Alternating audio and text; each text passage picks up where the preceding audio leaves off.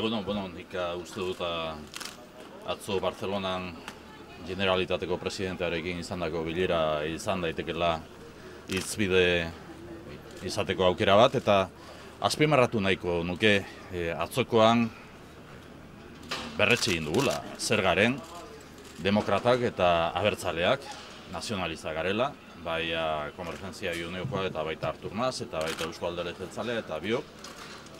Badakigu ze realitate dugun bakoitzak gure esku artean, eta errealitate ezberdinak dira. Badakigu aldiz helburu berdina dugula, estatu eta nazioa izatea Europan, eta bestetik ere badakigu ze testu ingurutan bizi garen. Bai testu inguru politikoa, erakunde testu ingurua, giza eta ekonomia testu ingurua ere, eta badakigu zer nahi dugun, eta nola egin nahi dugun, bakoitzak bere realitateari eutsiz, bere zitasunari eutsiz, zentzu horretan amankomunean jarri ahal izateko guztia amankomunean jarriz.